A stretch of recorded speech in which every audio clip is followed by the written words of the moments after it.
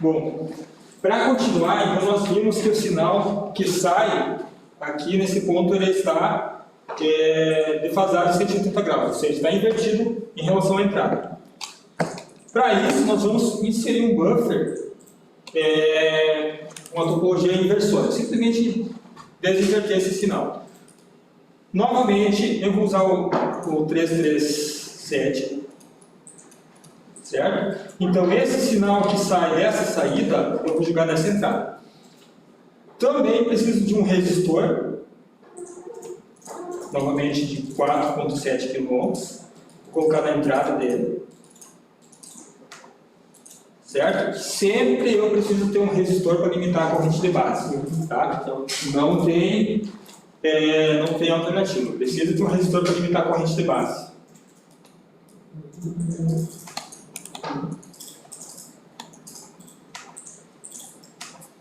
Novamente, esse ponto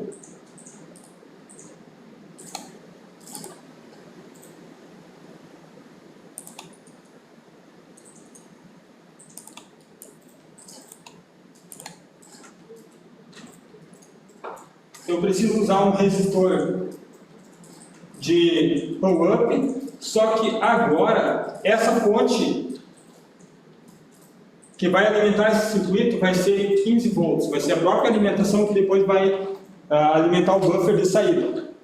Esse transistor tem a função simplesmente de inverter o sinal. Insira uma fonte de source. Precisamos de um resistor de pull-up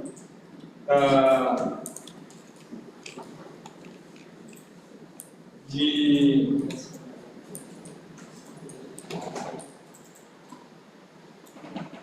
1 kΩ, certo? A gente vai colocar um resistor aqui também de 1 kΩ.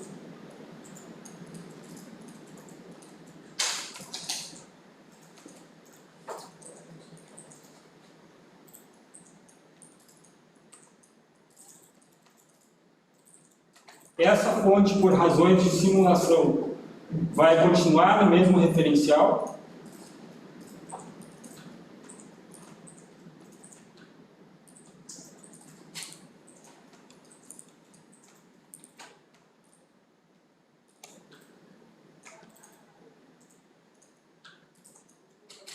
E esse transistor também está nesse mesmo potencial.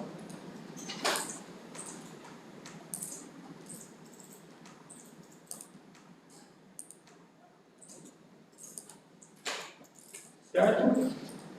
Então, novamente eu vou fazer simulação, onde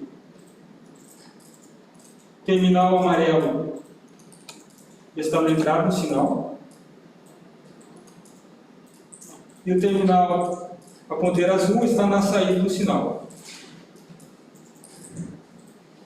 Mas como eu estou amplificando essa saída aqui com 15 volts, então eu vou ter um ganho de 3 vezes. O terminal amplificador 1. Só um instantinho. Deixa eu só reduzir. Olha só. Já tenho o meu sinal amplificado que vai agora ser inserido no buffer de corrente, tá? Tem que iniciar a gravação aqui. Iniciar.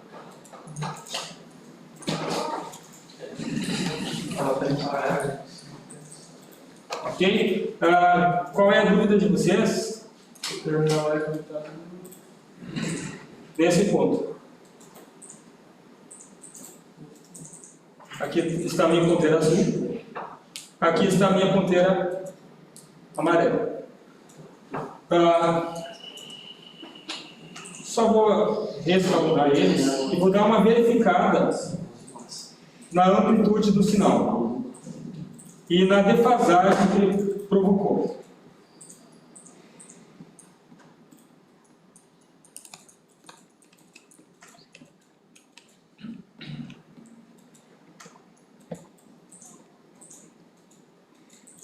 Certo? Já dá para verificar que eu tenho um atraso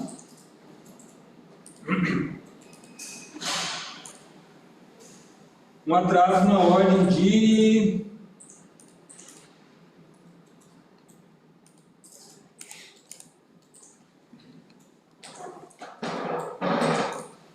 200 nanosegundos, pessoal.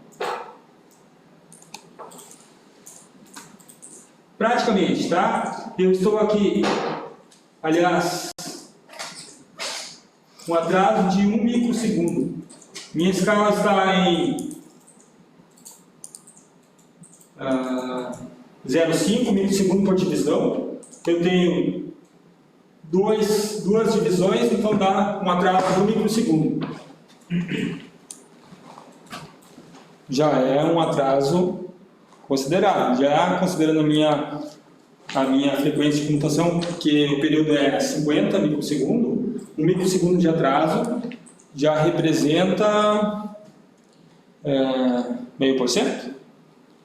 Não? 2%? 2%.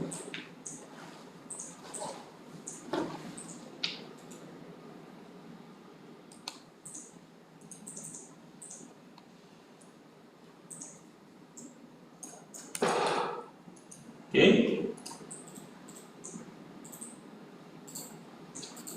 Por fim, pessoal, esse sinal aqui não tem intensidade suficiente para comutar a minha chave. Por quê? Quando esse transistor abre, certo? O nível lógico aqui fica alto.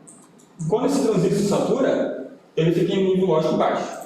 Quando então ele está em nível lógico alto, que agora está condizente com a minha entrada, a corrente que iria no gate seria fornecida através de um resistor de 1K. E 1 kΩ é uma resistência muito alta para entrar do gate. Eu consegui compatibilizar meu sinal de entrada com o de saída com a entrada, mas eu ainda não tenho condições de dar a corrente que ele precisa para chave comutar. Então agora eu vou colocar o buffer de corrente na saída. O buffer de corrente vai ser feito com uma outra topologia que não é a inversora, é a topologia push-pull ou totem-pull, em que eu tenho 2 transistores complementares em contrafase, certo? Muito utilizado para quem estudou em eletrônica 1, circuitos de classe B, certo?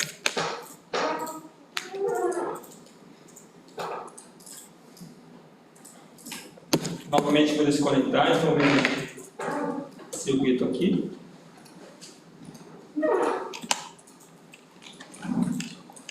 E para continuar, eu vou seguir com o mesmo componente, BC337. E o complementar dele agora, que é o BC327.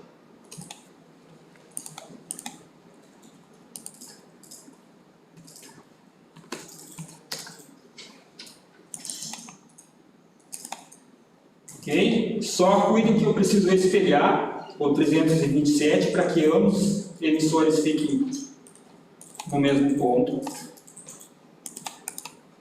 As bases vão estar em comum e vou utilizar um resistor na entrada de 100 ohms.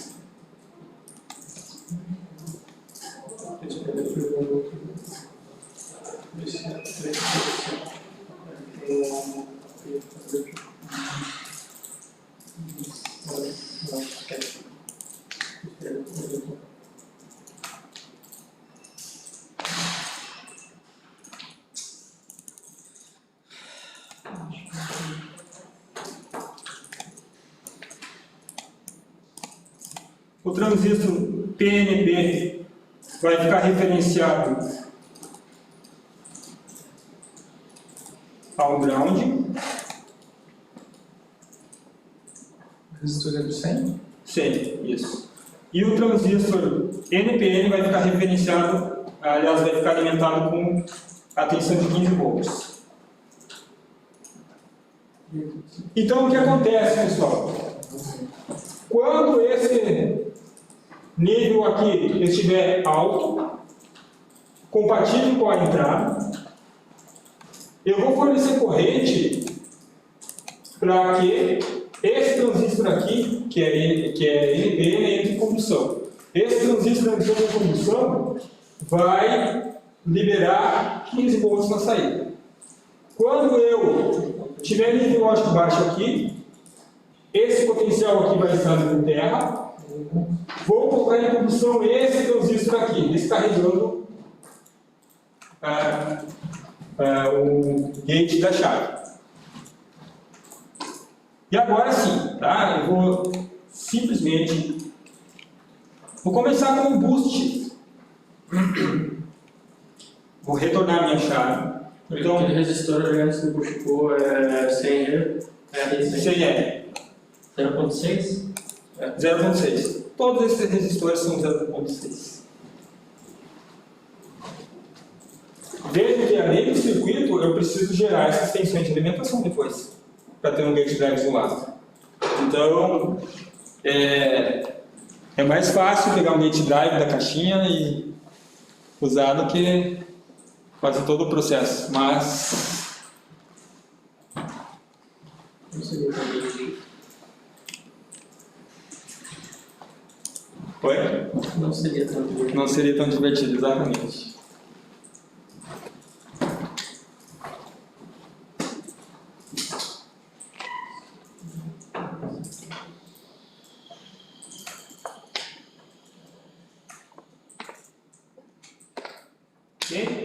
Eu vou decidir, por questões práticas, eu vou inserir o resistor de gate aqui na saída. Nós tínhamos definido o valor de 18, né? Antes. 15. Ou era 15? 15. 15? 15. Ok? Tá? Outra questão, pessoal. Usando essa topologia de saída, eu posso usar dois resistores. Um para carga do transistor, outro para carga e entrada de comutação da chave e outro para saída. Essa topologia me permite, tá? Não vamos usar agora, mas caso vocês precisem, vocês podem usar essa configuração aqui. Só vou deixar ilustrado, a ideia aqui vai para o gate. Então, esse resistor vai estar no caminho para carga, e esse resistor aqui, com valor diferente, pode ser usado, por exemplo, na descarga, para ligar a chave e sair de comutação mais rápido. Mas, por enquanto, a gente vai deixar a topologia convencional. Um único resistor de gate. E aqui eu vou colocar meu label de saída. Simplesmente vou colocar gate. E vou usar esse sinal para comutar minha chave. Vou pegar e reinserir o meu MOSFET.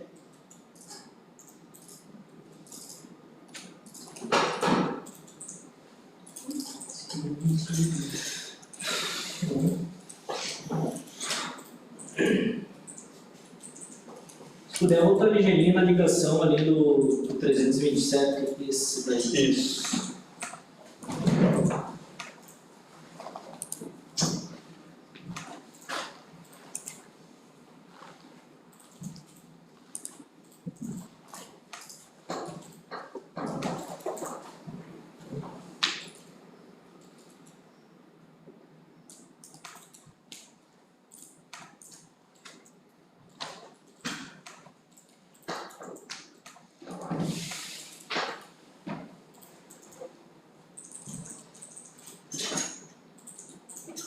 Liga um zoom out aí para o mundo.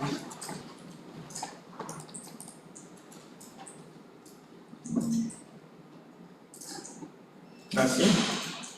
Uhum.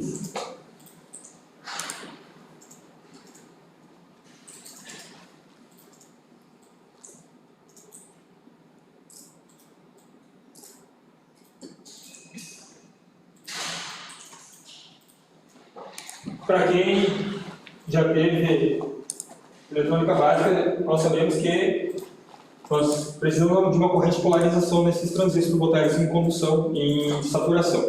Nesse caso, observe que quando esse transistor está em corte, aliás, está saturado, esse potencial fica aqui embaixo. Então, simplesmente eu vou ter uma corrente daqui circulando para cá. Mas praticamente não vai ter corrente porque aqui o potencial é negativo. a zero, se eu tivesse uma tensão negativa, eu teria uma corrente significativa aqui. Mas, na condução, quando esse transistor aqui está aberto, esse resistor em série com esse limita a corrente desse transistor aqui.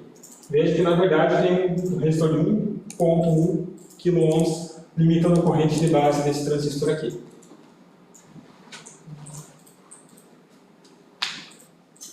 Pode parecer que é só 100, mas não.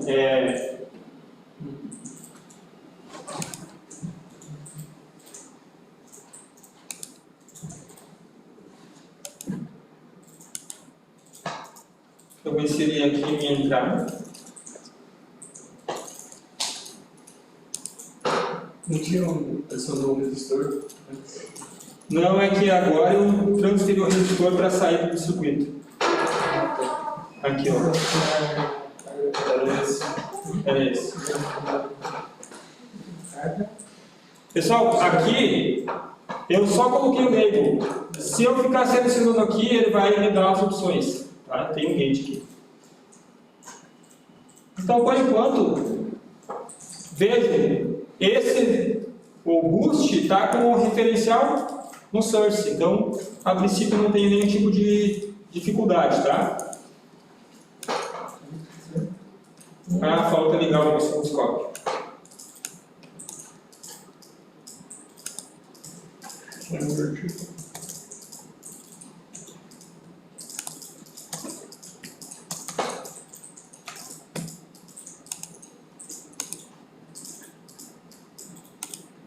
Ok, sinal de entrada.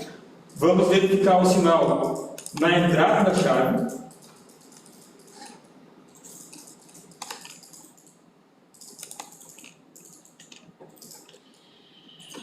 Pode ser tanto antes quanto depois. E vamos verificar como que está a questão do atraso.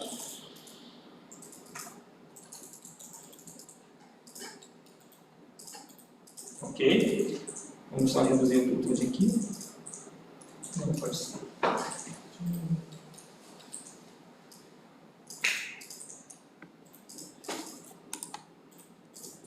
E olha só.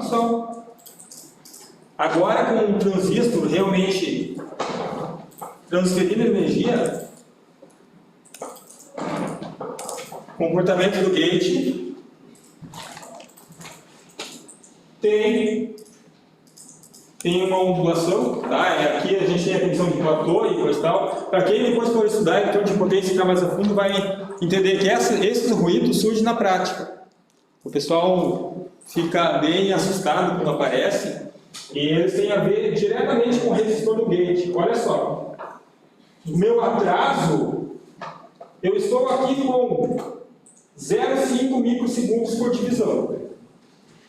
Certo? Então, cada divisão, 0,5 microsegundos. A chave entra em condução com atraso de 1, 2, praticamente 3 divisões, o que dá 1,5 microsegundos de atraso em relação ao meu comando. 1,5 microsegundos. O que não é muito grande, tá? É aceitável para esse circuito que a gente está construindo, tá? Com componentes discretos. Deixa eu dar uma olhada aqui. Você colocou o gate nos dois? Não, só aqui. Só no. Você está com. Tá. Ele está virtualmente conectado nesse ponto. Tá. Só no boost? Só no boost, por enquanto. Tá? Porque ele está com o mesmo referencial. Eu vou executar a simulação e a gente vai ver aqui qual era a tensão de entrada. A tensão de entrada é 20, né? Ele estabilizou aqui em 39, 38. Por que ele não estabiliza? Porque ele tem um ripple. E esse medidor aqui, ele não é ideal para mostrar a ondulação em alta frequência. Mas, veja, pessoal, que se eu não tivesse um atraso de 1,5 microsegundo, o meu circuito estaria com 40. Por quê? Usei razão cíclica 0,5 no conversor boost. Se eu usar a razão cíclica 0,5, eu estou dobrando a minha tensão de saída. em relação à tensão de entrada. Confere? Tá? Para quem ainda vai ver, vai descobrir que o boost ele sempre vai elevar a tensão e o ponto, digamos assim, que eu conheço com precisão razão cíclica igual a 0,5, ou seja, se eu ficar metade do tempo com a chave ligada, metade do tempo com a chave desligada, ele vai dobrar a tensão de saída. Tá? Essa é a característica dele. E realmente dobrei. Por que eu não dobrei de 20, não foi para 40? Justamente pelo atraso do meu gate drive. Eu perco uma parcela da razão cíclica que eu teria e ele acaba atrasando.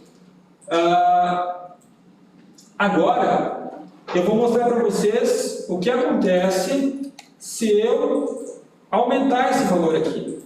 Eu vou colocar ele em 150. Olha o que acontece.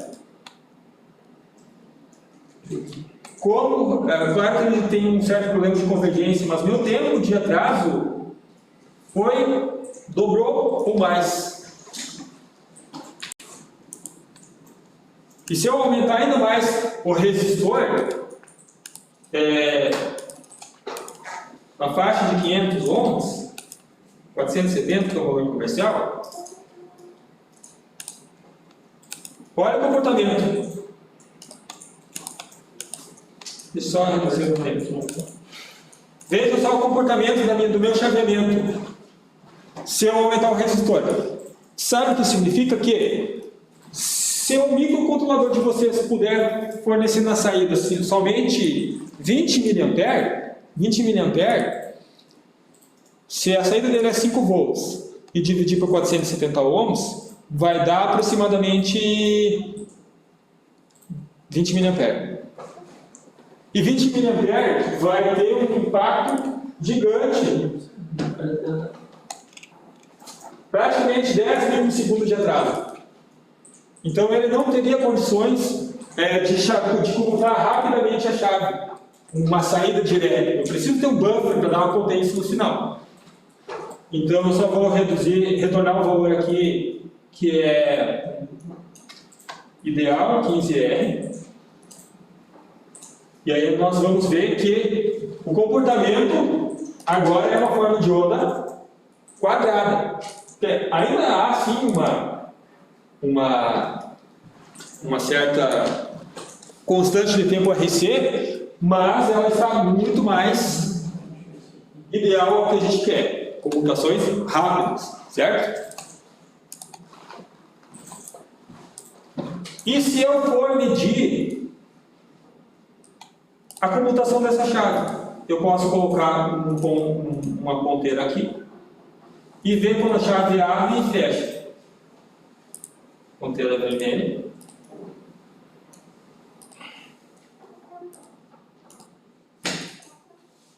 Ok? Lembrando que quando eu jogo tensão positiva no sinal, na porta, a chave fecha. Se a chave fecha, qual é a queda de tensão sobre ela? Zero. É o que está acontecendo aqui. Quando a chave fecha, ela não tem queda de tensão nenhuma sobre ela. Esse tempo em que a chave está levando para fechar, e o diodo ainda está em condução, que é o período aqui, é o que gera as perdas de comutação da chave, que pode destruir uma chave se esse tempo for muito grande. Agora, vejam o tempo que vai levar se eu novamente aumentar o resistor do gate.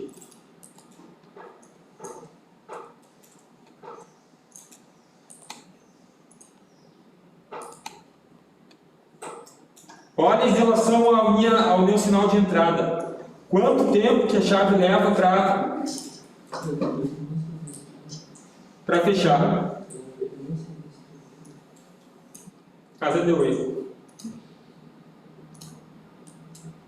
Certo?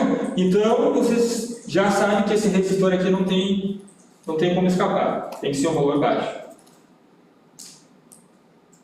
Logo, eu preciso ter um buffer capaz de fornecer essa corrente de saída.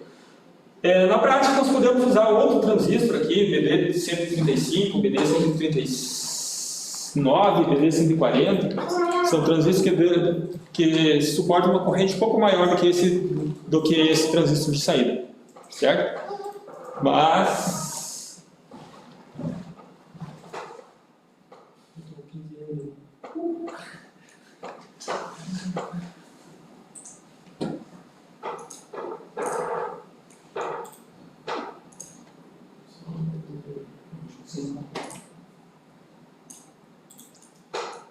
então, embora que o Proteus não seja ideal, nem se compara com o PSIM nessa parte de eletrônica e potência, para quem quer ir para conversores chaveados, mas ele, em contrapartida, como ele usa modelos mais reais, ele tem menos recurso de análise na saída, mas ele te dá uma simulação mais fiel em alguns casos.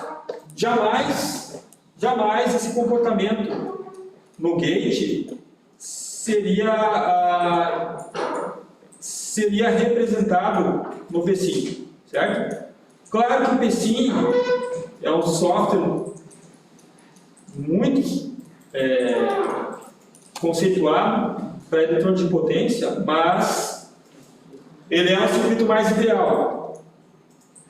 Dificilmente eu iria ver esse tipo de comportamento. E vem a seguinte questão, pessoal. Esse comportamento, quando aparece na prática, quando vocês forem implementar, vocês podem até ficar, de certa forma, assustados, querendo procurar a fonte do problema e achar que é um erro de implementação, mas não é um erro que está sendo mostrado na simulação.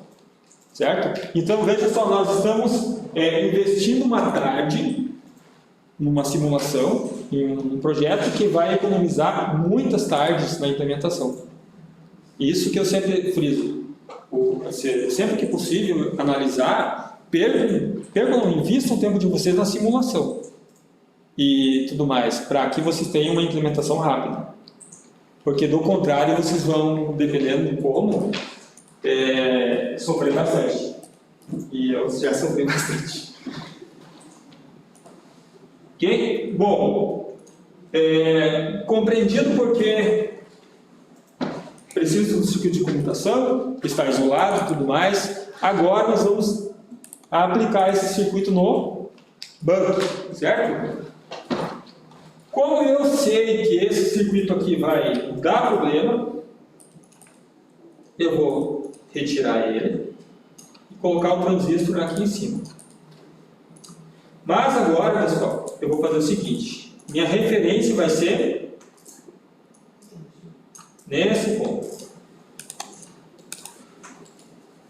Existe sim, pessoal, a possibilidade de colocar a chave nesse potencial. Mas aí a referência das duas fontes não será mais a mesma. Ou seja, o negativo, o GND das duas fontes, entrada e saída, não será mesmo. Então, pode não ser recomendado, se eu tiver uma carcaça unitária com as duas entradas.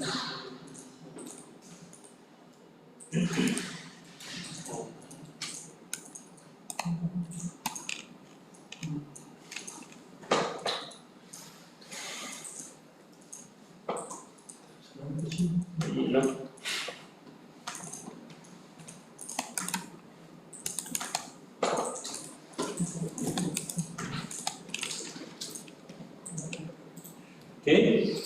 A minha tensão de saída vai ser medida por essa fonte, novamente.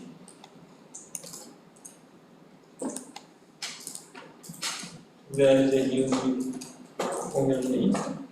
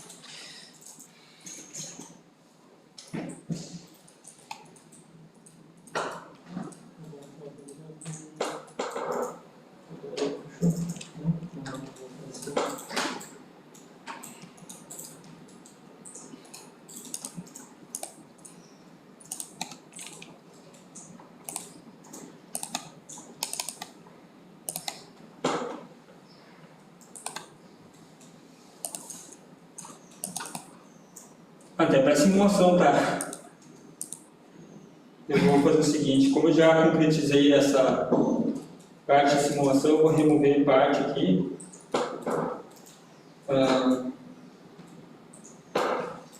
Se criar, sei lá, duas pranchas dessas, Eu vou fazer o seguinte, uma não interfere na outra? Assim? não. Pode ter várias abas abertas. Eu vou fazer o seguinte, eu vou simplesmente salvar o projeto como e colocar aqui V2, certo? Aí eu mantenho o primeiro circuito.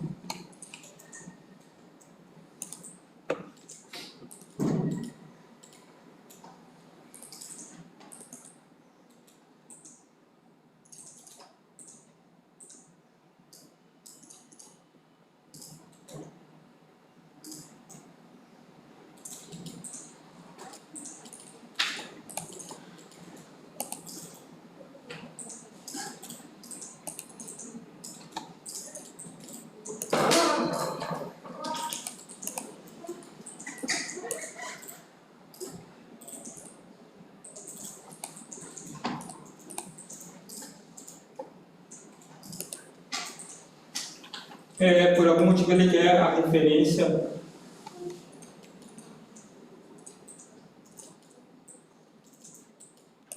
nesse ponto, mas eu vou ter que teria que mudar a referência de todos os outros.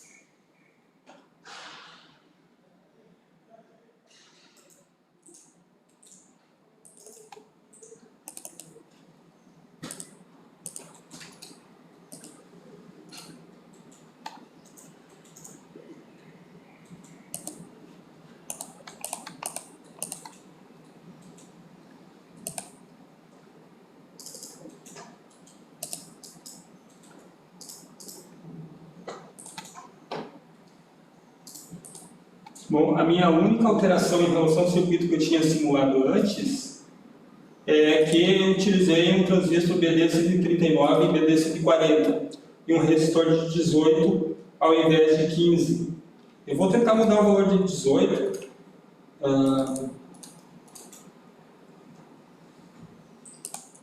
E qualquer questão eu vou alterar por parte dinâmica do transistor. Pode ser alguma incompatibilidade do modelo.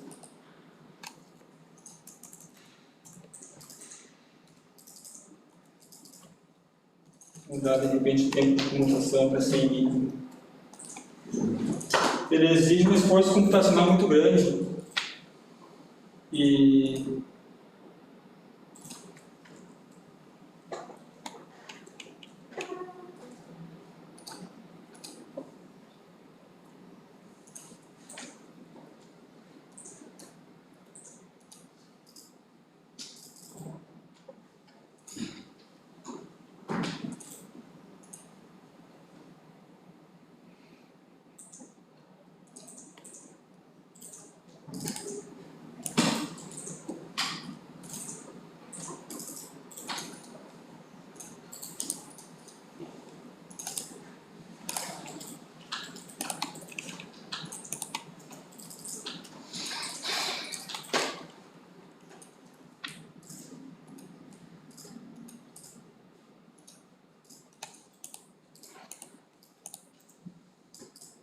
ok? Eu vou fazer o seguinte, conforme eu comentei, eu vou trocar esses dois componentes aqui pelo BD 135, 39 e 140. Por enquanto eu peço que vocês não façam essa troca, certo? Até eu confirmar que é alguma questão do modelo do componente. Já que com a outra simulação que eu tinha, funcionava normal.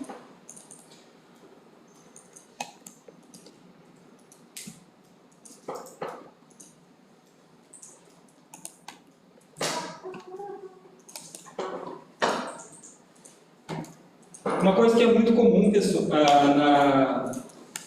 na simulação, justamente pelo fato de ele usar modelos mais ideais, aliás, ideais do ponto de vista mais reais, não ideais.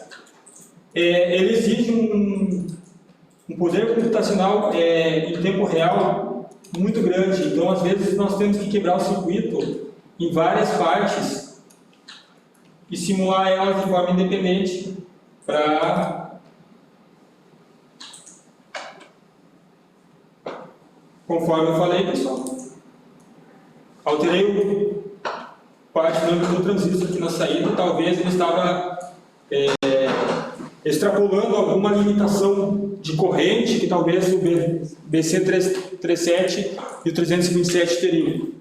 Então eu ainda assim está um pouco, sabe, mas cheguei lá. Eu vou fazer o seguinte, agora eu vou medir o sinal na porta.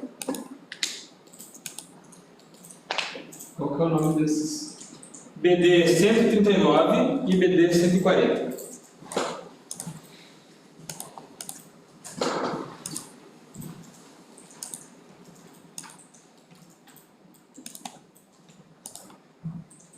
Dá uma olhada aqui no meu. Eu não fiz a substituição, ele simula, só que Não aparece? não aparece nada. Não deve aparecer tão osciloscópio, né? Ah, não. Eu tô só olhando aqui.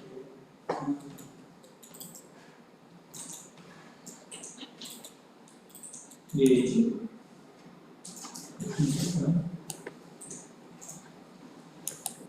Aqui, na verdade, tem que ser 15. Certo? Ele não está colocando a chave de condução.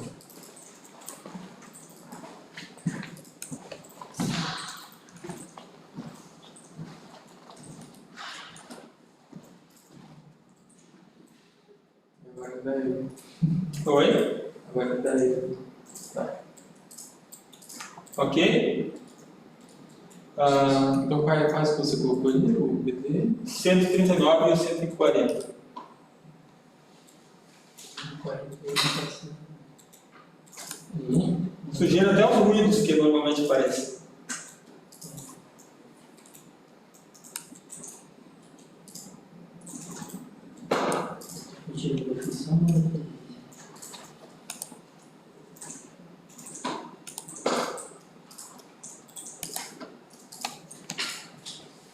E novamente, tempo de propagação aqui, como são nas escala 0,5 microsegundos, é 1,5 microsegundos, tá?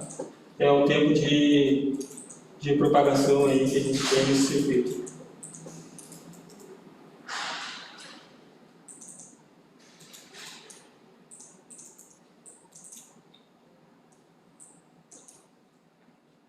Deixa eu dar uma olhada lá na...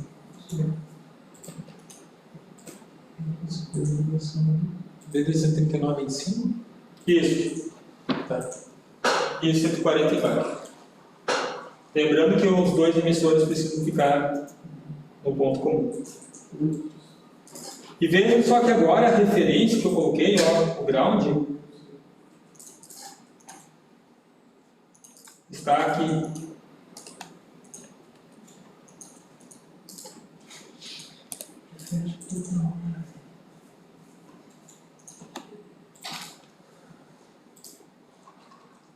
Logo, vejam só, se o sinal de vocês tivesse o mesmo ponto de referência comum aqui, vocês estariam com o negativo do circuito de comando de vocês flutuando conforme esse potencial aqui.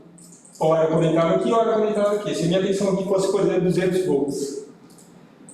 Certo? Um buck. que rebaixa a tensão de 200 para 50 volts, ou de 100 para 12 para carregar uma bateria. Então, horas eu estaria com o meu circuitinho aqui, referenciado em mais 20, hora referenciado nesse potencial aqui.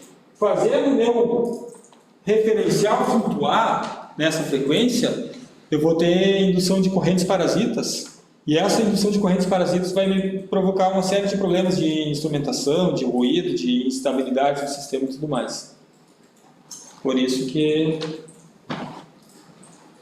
a gente acaba usando um gate drive isolado. Então, na prática, depois nós vamos remover esse potencial aqui, e essas fontes para cá vão estar com GND2 ou GNDS de saída, e aqui GND1 ou GNDI ou E de entrada. Então a gente separa os dois. O que a gente ainda precisa ver é como construir essas fontezinhas. Dá para pegar uma fonte chaveada, isolada e inserir, mas dá para construir elas também. E claro, tem uma sequência de circuitos para proteção. Do jeito que está, o gate drive simplesmente faz o básico, que é o essencial, que é comutar-chave, isolar, mas ele ainda não protege contra nenhum tipo de problema que eu teria na saída do meu circuito.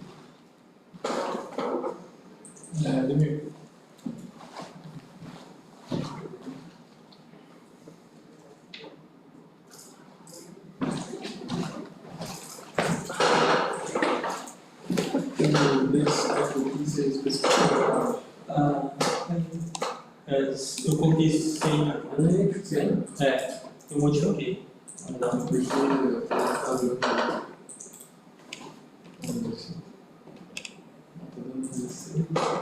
Enquanto de 20 para 10.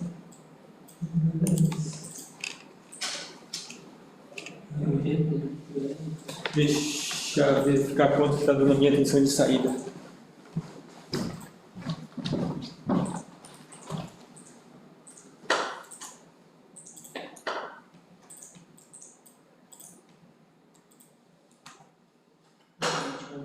A minha tensão também está, de certa forma,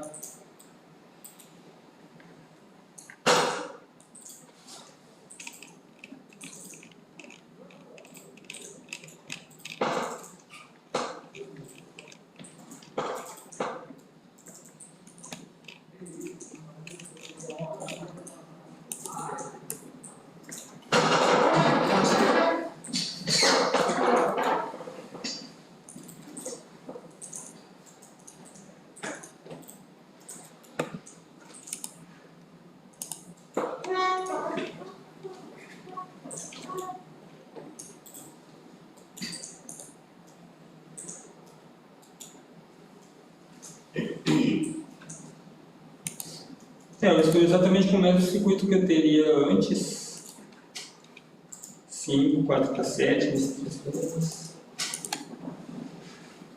nesse circuito aqui estava ok. De repente, minha fonte no PWM. 100 Modificou ela. Foi? Só acabou modificando ela no teste. Isso, modifiquei, mas de qualquer modo, esse circuito é exatamente igual ao outro que eu tenho. Ele leva um certo tempo para convergência, tá?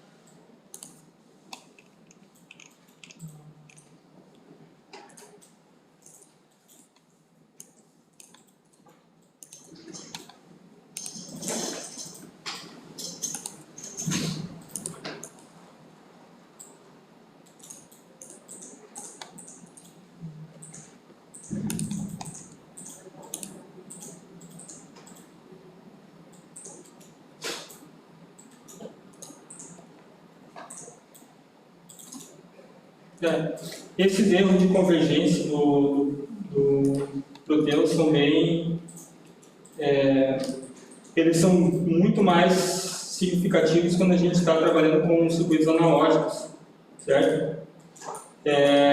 Com circuitos digitais, o peso que ele tem para o sistema é um pouco menor. Então ele é bem mais estável.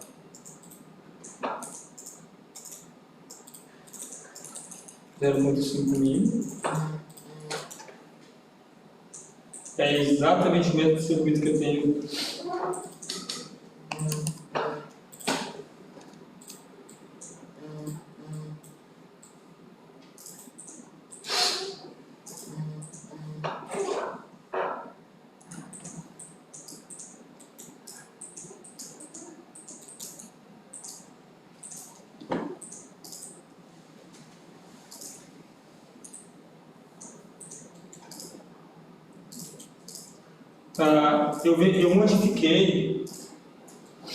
Eu modifiquei o valor do capacitor que estava sem U maiúsculo, coloquei sem U minúsculo e foi a única alteração que eu fiz.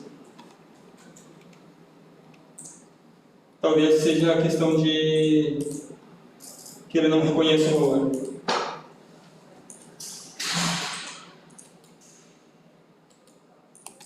Deu certo? É preciso esperar um tempo até ele estabilizar. Vocês vão ver aqui embaixo no programa que ele tem uma carga da CPU grande.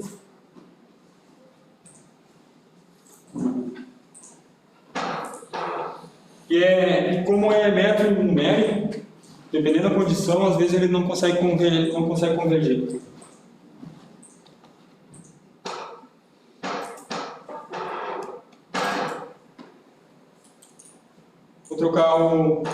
Eu vou vir aqui e vou trocar o tipo de método de convergência.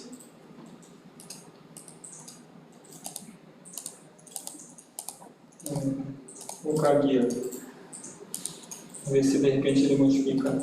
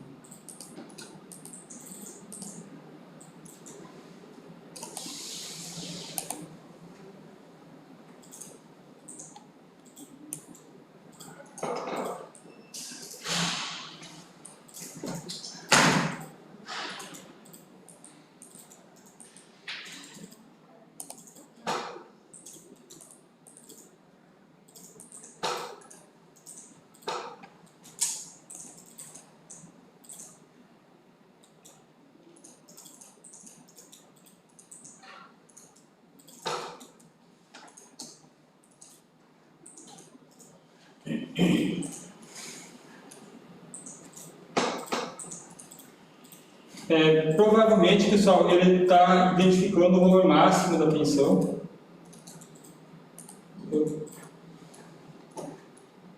Se colocar o osciloscópio ali, então... Acho que é mais interessante nós só se eu colocar o osciloscópio nesse ponto, ele vai medir em relação a esse potencial aqui, certo?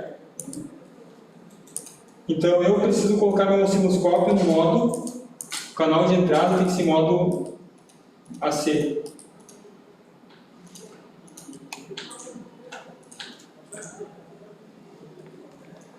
Ok?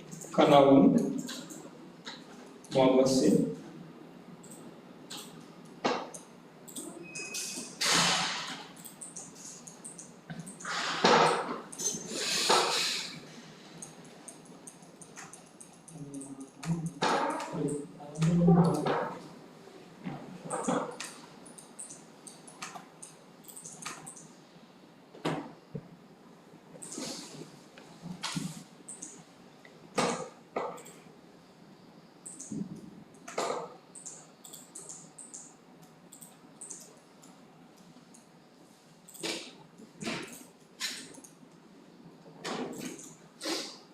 Alguém conseguiu executar o osciloscópio aí? Não. Eu acho que ele não reconhece, justamente porque esse potencial está referenciado aqui. Então ele não consegue reconhecer. Agora eu consegui. Conseguiu? Modificou alguma coisa? Deu um ruído bem no meio. Deu.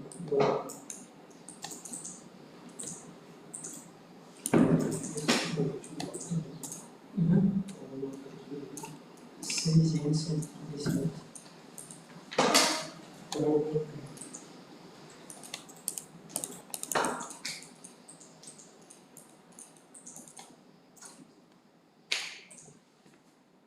Ok? Eu fui lá, modifiquei, coloquei para trapezoidal novamente e ele reconheceu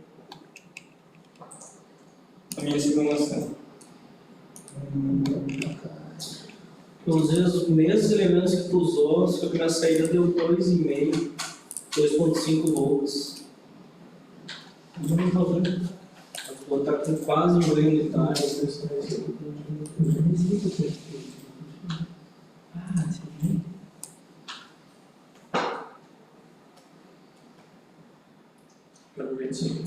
Só para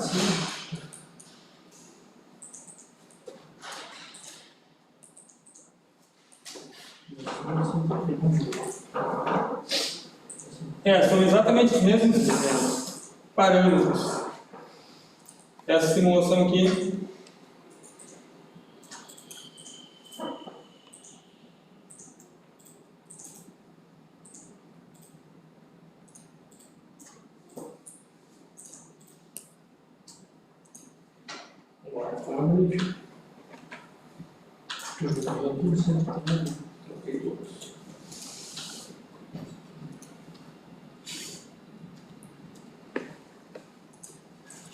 trocou todos os TBK, todos?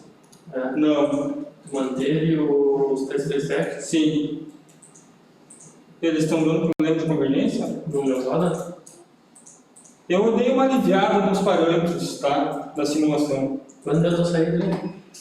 No 9. 9 volts? 9. Só retornar aqui. 9 não. Vou fazer o seguinte, eu vou retirar o... Não vai ficar não. Estou aliviado nos parâmetros. Agora foi 9,6. ele tem uma certa dificuldade de convergência. Depois disso, ele estava em 15 pelo tempinho estabilizador. ele converge, ele leva o tempo para convergir, tá? E isso é realmente um problema. Vocês podem aliviar os parâmetros, pessoal, do sistema da simulação aqui. Ó, set simulation option. E aí vocês veem e modifiquem essas tolerâncias aqui, pessoal, certo? Não é necessário que a corrente tenha uma tolerância de 10 a menos 12.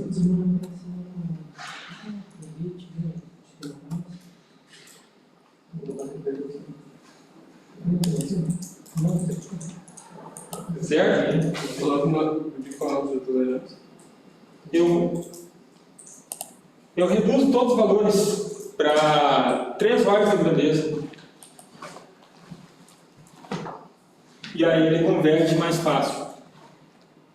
Vocês, para quem trabalha com PC, sabe, né? Às vezes vai lá, muda o passo da simulação, muda o tempo máximo e ele converge. Todo mundo passa uma vez na vida, quem vai para a área da engenharia, em métodos numéricos e computacionais, né? Para quem acha que nunca usa aquela disciplina métodos numéricos e computacionais, é isso aí. O software é interações sucessivas até fechar a janela. Mas é sobrecarga. Pessoal, é sobrecarga mesmo do sistema. Porque ele fica calculando isso em tempo real. É diferente do PC que você estipula uma tarefa e para. Vocês observem aqui que para circuitos analógicos, olha a carga da CPU. Quando tu ligou ele, já estava em volts, né? Saída? Não, ó, ele vai estabilizar agora. Observe que a CPU estava em 85%, agora está indo Olha só. Exatamente a mesma coisa. É uma carga muito grande. Então, por que isso? Depois que nós chegamos a maturar a parte do sistema, nós não estamos interessados nessa saída aqui, certo? Foi uma justificativa. Nosso objetivo agora sabemos que está funcionando, nós queremos somente o circuito daqui para cá. Ou seja, essa parte aqui é a parte que nos interessa. Essa parte aqui de potência, a gente tem um software que faz, que é o P5. Aqui a gente daí deixa ele dedicado para isso. Tá? No momento não está convergindo, deixa eu dar uma olhada lá nas tolerâncias. Se o dano está dando certo, troca o 337 pelo BD 139. Você também trocou? Não troquei, mas eu já. Ou 2L222, talvez. Eu só toquei as duas ali e ele Parou de. parou de dar um problema. Substituam esse componente aqui, ó, por BD 139. E o outro também depois ali no pedal entrada. Na entrada lá? Claro que na prática esse não seria um componente usado porque ele é para correntes mais elevadas. Mas para validar o circuito, validar o comportamento, é o suficiente. Então, essas coisas acontecem e vocês sempre devem suspeitar, garantir que não no meu caso,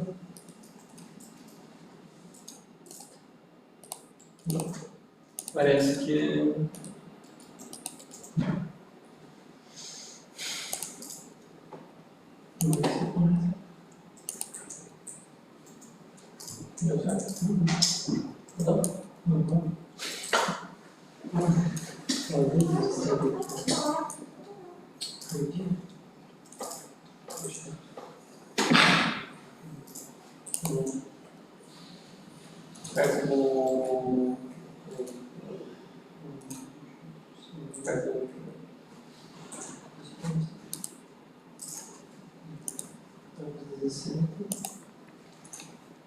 Agora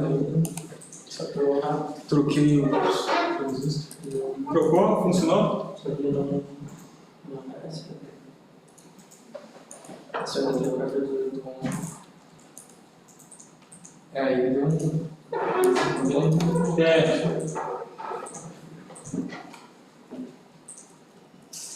Eu, no caso, retornei para o meu circuito original que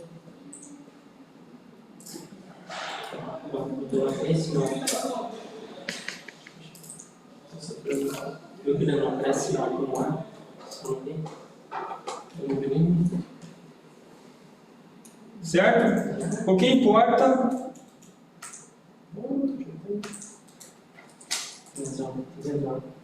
é que ele está comutando. Para quem já concluiu, pode salvar. Está dizendo que o time step está muito pequeno. Ainda quer dizer isso. Aqui, ó. É que ele vai selecionando automaticamente para tentar a conversão, certo? E às vezes ele não consegue. Aqui sim, funciona.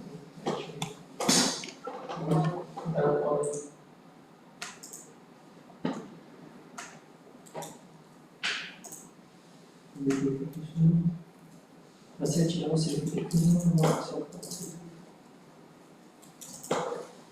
Aqui, ó. Mínimo. Acho que está muito pequeno. Vou tentar colocar 15, menos 12, 12, eu acho.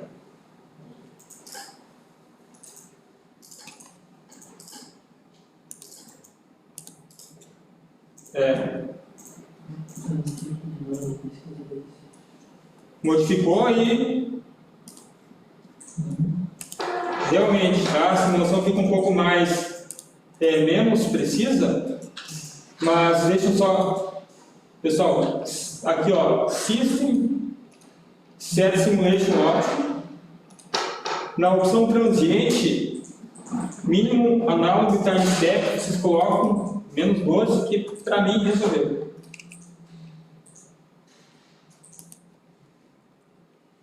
Olha só, ele está computando e a minha tensão de saída aqui está... Tá. Você tá vendo que olha o time step que ele foi, ele tá jogando com o time step. Ele fica de certa forma modificando. Deixa, talvez, ter alguma opção aqui para não deixar ele alternar.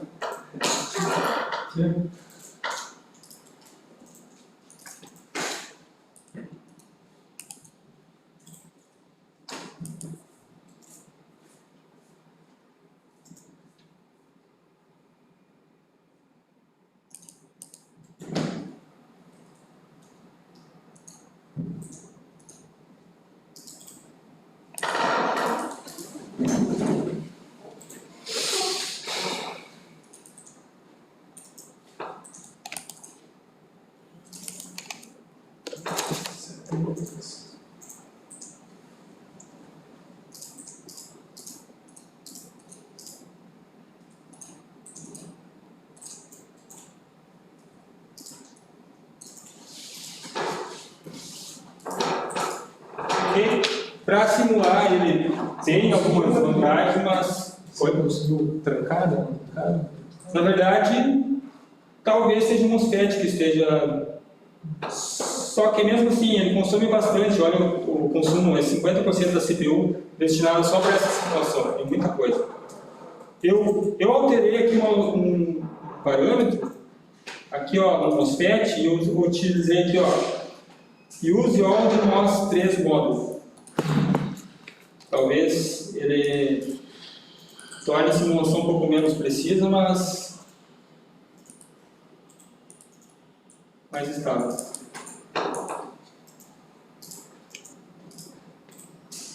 Certo? Novamente, pessoal, a minha tensão de entrada é 20. O que eu esperava de saída é 10. Ou seja, se eu trabalhar com razão cíclica de 0,5 no buck, a minha tensão de saída cai pela metade. Já no boost, com razão cíclica 0,5, ou seja, metade do tempo ligado, metade do tempo desligado, a minha tensão dobra, certo? Então essa é a principal diferença entre as duas topologias. De qualquer forma, as duas foram afetadas, ou seja, não chegou-se ao valor de 10, conforme o previsto, justamente pelas não idealidades dos componentes. Um indutor ideal não teria resistência alguma.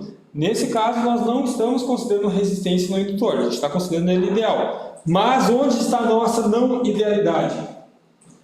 No gate drive. O circuito de gate tem um tempo de propagação, tá? E então isso justifica o trabalho em cima do gate drive. Ou seja, se esse gate drive for mal dimensionado, ele vai cada vez interferir mais e cada vez o meu circuito vai ficar mais distante daquilo que eu projeto. Então o gate drive tem uma contribuição significativa no desempenho do conversor. Bom, daqui eu vou rapidamente mostrar como lançar os componentes para o layout, certo? Só para pontuar, de certa forma esse é um circuito já bem específico, para uma aplicação bem específica para quem trabalha com eletrônica de potência, para quem está começando com a eletrônica, tem circuitos de certa forma mais acessíveis e até mais intuitivos, que seriam circuitos microcontrolados. Usar um PIC, usar um Arduino, Então, talvez, conforme a evolução, a gente, no último dia, a gente faz uma simulação e eu trago uma aplicação rápida de controle de temperatura, alguma coisa usando um sensor de temperatura, usando um cooler de saída, usando um microcontrolador para ter uma noção, para ver que dá para também fazer essa parte de simulação de software de microcontroladores no Proteus. Pessoal, daria para ficar as 3 aulas só em cima de simulação de vários circuitos distintos. Então, a gente talvez não vai ver algumas coisas, mas Vamos seguindo. Pessoal, olha só.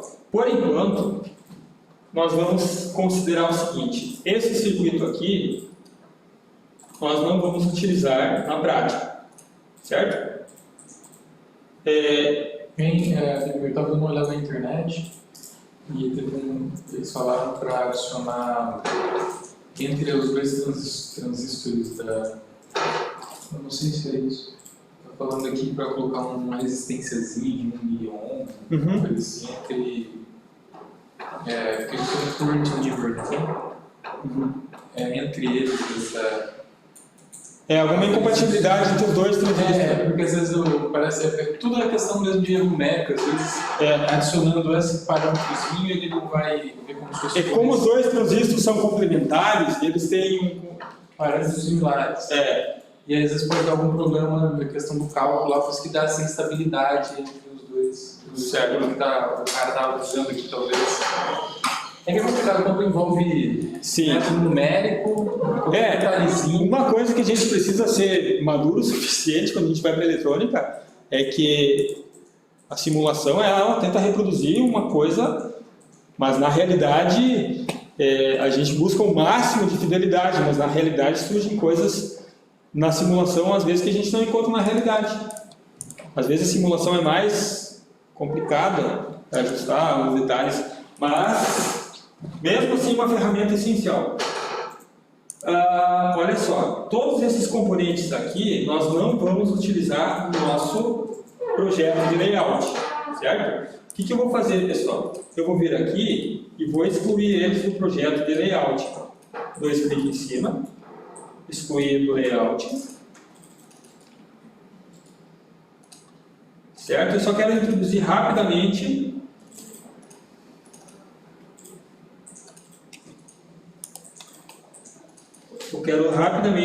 entrar na outra guia, que é a parte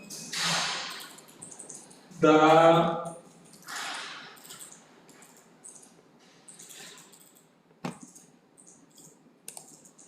inserção de componentes, certo? Então aqui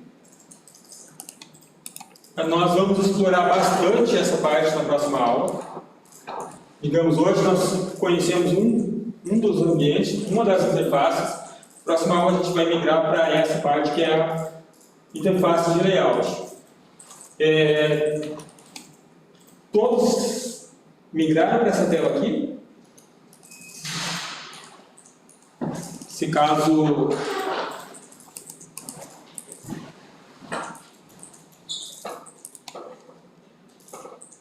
Tu deixou só um conversor aí? Isso, deixei somente um conversor. Eu, na verdade, salvei com outro nome, salvei como, e alterei esse. Tirando do corpo também, né? Retirei todos esses componentes do circuito, tá?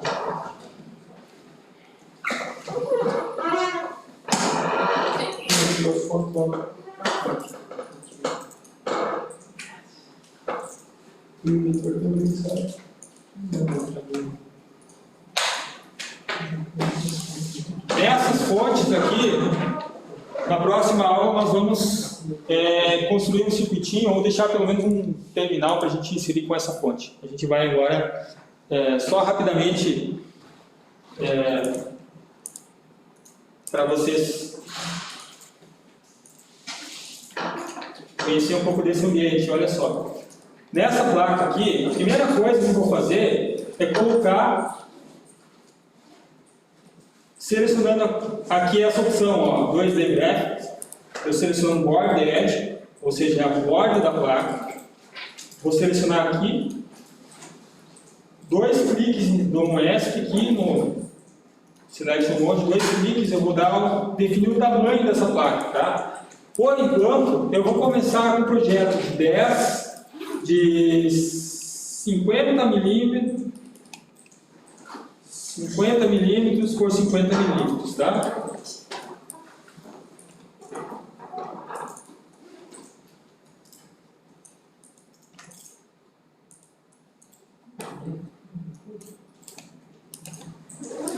Eu centrei ela na origem, ok? 0, 0, 50 milímetros, 50 milímetros. Ainda não sei se é grande ou pequeno. Se eu clicar na lateral aqui, 3D, na opção do 3D aqui, eu já tenho uma plaquinha, tá?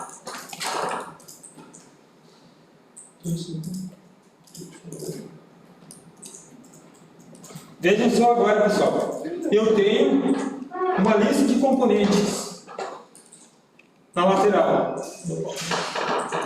Selecione sobre a opção componentes.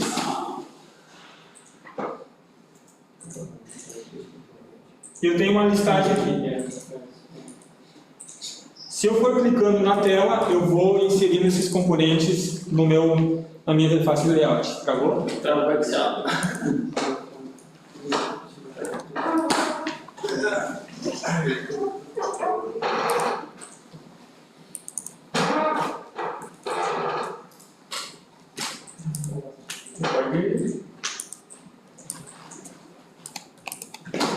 Como é que tu fez para selecionar a dimensão da placa ali?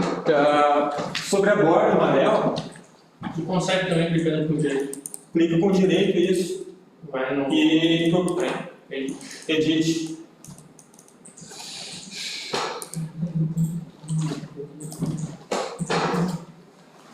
Com o tempo, esses comandos vão ficar naturais. E Não, já vamos 3D, pegar 3D, travou tudo.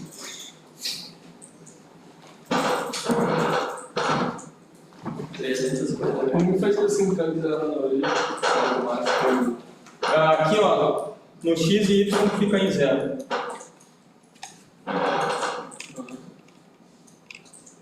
Consegue ver aqui?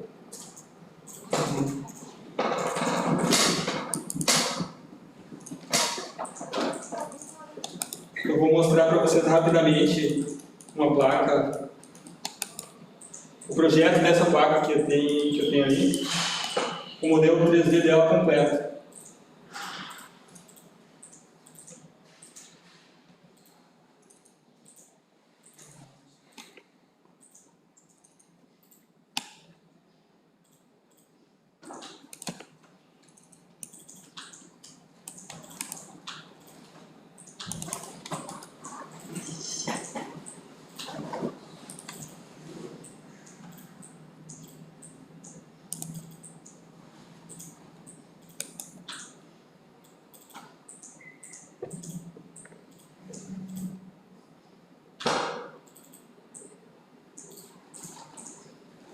Ele leva um tempo até processar.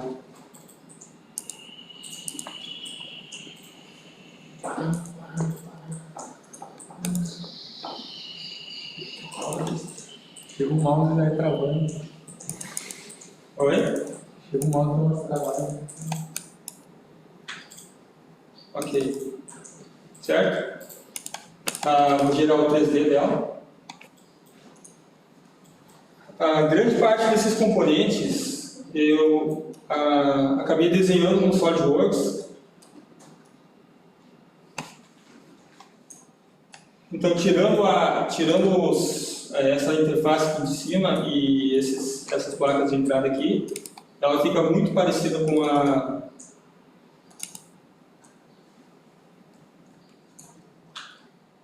o que ela realmente vai ficar.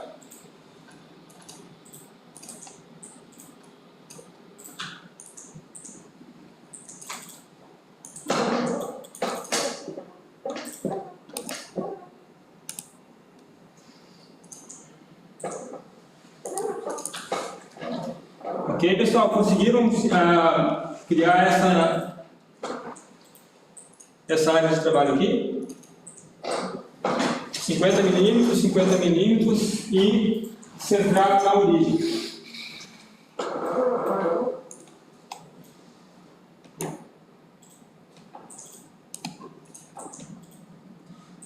Bom, aqui na lateral, se eu clicar sobre esse componente aqui, componente mode, vai aparecer a lista de todos os componentes que estão lá na minha interface. Então, eu simplesmente vou clicar aqui, clicar na área de trabalho, e eu começo a inserir. vejam que eu tenho aqui as chamadas rat nest, ou seja, ninho de rato. Ele vai linkando essa linha verde aqui, ela indica onde deve ser a minha conexão elétrica. Então é claro que depois, na hora de posicionar, eu posso, por exemplo, inserir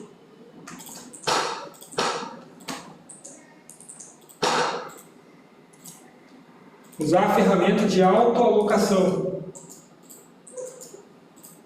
Ok? Ele tentou, ok? Sem muito sucesso, mas tentou alocar os resistores de forma que o circuito fique mais ideal. Claro que eu sei que, esse não é o ideal. Eu posso usar, por exemplo, aqui o auto-roteamento, tá?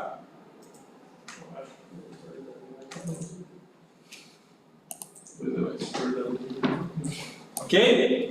Mas vocês podem conseguir melhor do que isso. É isso que eu quero dizer para vocês, tá? Ele faz, mas fica algo bem... Onde que é esse auto-roteamento? O auto-roteamento fica aqui em cima.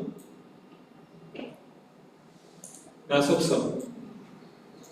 Aqui tem o auto-placer, que ele seleciona as posições mais... E aqui fica o auto-roteamento. Você foi em auto-placer primeiro? Isso. Inicialmente, pessoal, eu vou simplesmente fazer o seguinte. Eu vou remover todos os componentes e vou fazer tudo do zero, certo? Falando aqui para mim que a borda da minha placa ela não é uma side fechada, cabelo fechado. É de um meio. A tua placa não é um caminho fechado? Deve ser. Tá dizendo. Então já vejo. Ó, primeiro eu vou ver aqui no auto-placer, certo? Ele me listou os componentes que ele vai posicionar. Eu posso colocar algum tipo de restrição aqui, mas olha só, ele não otimizou de forma alguma esse meu circuito, concorda?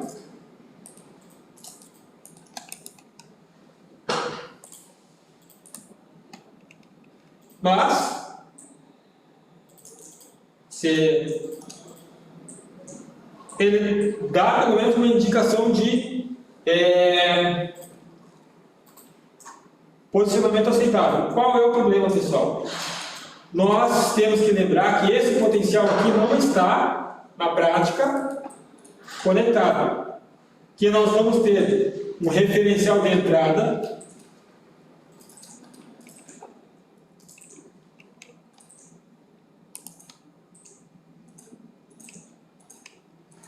que vai ser diferente. Então aqui eu vou fazer o seguinte, eu vou deixar o GND aqui na entrada, somente nesse ponto, e na saída eu vou colocar GNDS, ou seja, GND do secundário.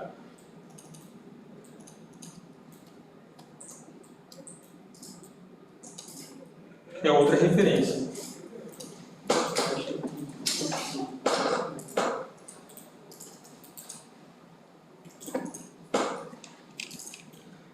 Toda e qualquer alteração que eu fiz, o software já retorna para a parte de layout.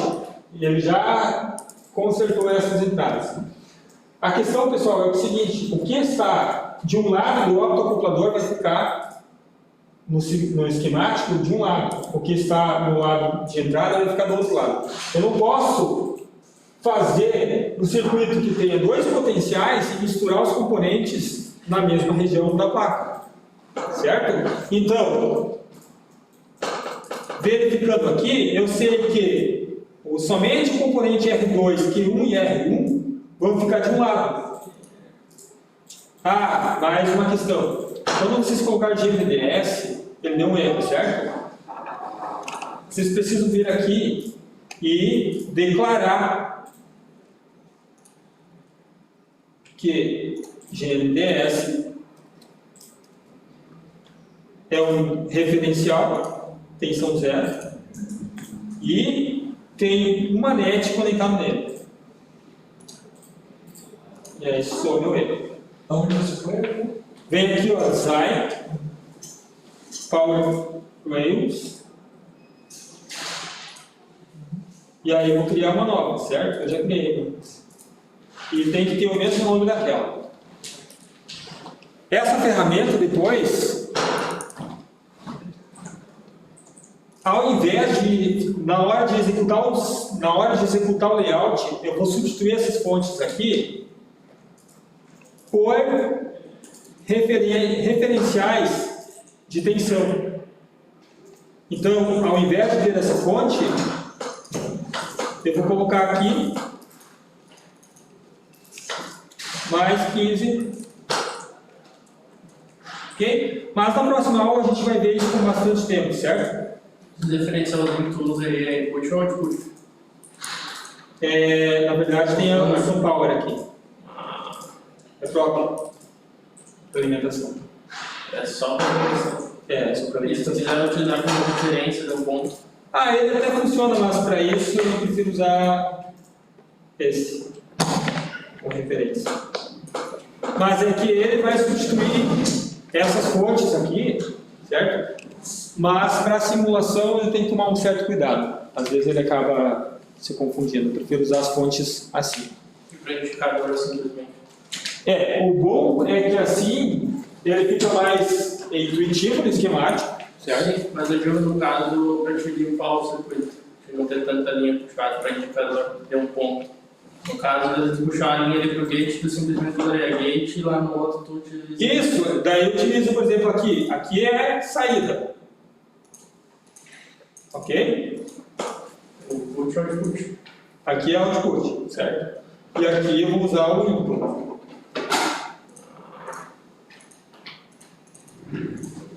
E ele vai reconhecer. Só botar o mesmo nome e funciona. Só colocar o mesmo nome. Nesse caso, eu vou botar gate. Não tem nenhum deles conectado. E se tu chega e usar invertido, Não faz diferença. ele reconhece, né? Reconhece. E ele reconhece qualquer tipo de lei. Feliz ou infelizmente ele acaba não fazendo distinção. E colocando o mesmo nome vai reconhecer. Desde que seja o mesmo nome. Você está referenciando uma netlist, um nó no teu ramo. No caso, então, é só a intenção do projeto, para ficar mais bonitinho. Isso, exatamente. Eu utilizo isso para saber, conseguir ter uma ideia da sequência do projeto, de onde vem o sinal, para onde vai o sinal. Isso facilita o meu entendimento e compreensão. Porque um esquemático organizado, além de ajudar no layout, você precisa levar em consideração que alguns projetos você guarda por, sei lá, meses, anos, e depois retorna. E quanto mais organizado você vai ter projeto, mais fácil vai ser de você entender e retomar. De repente fazer o upgrade, né? E aí, pessoal? Por hoje a gente encerra por aqui e amanhã a gente explora melhor a parte da fonte de alimentação auxiliar e do layout.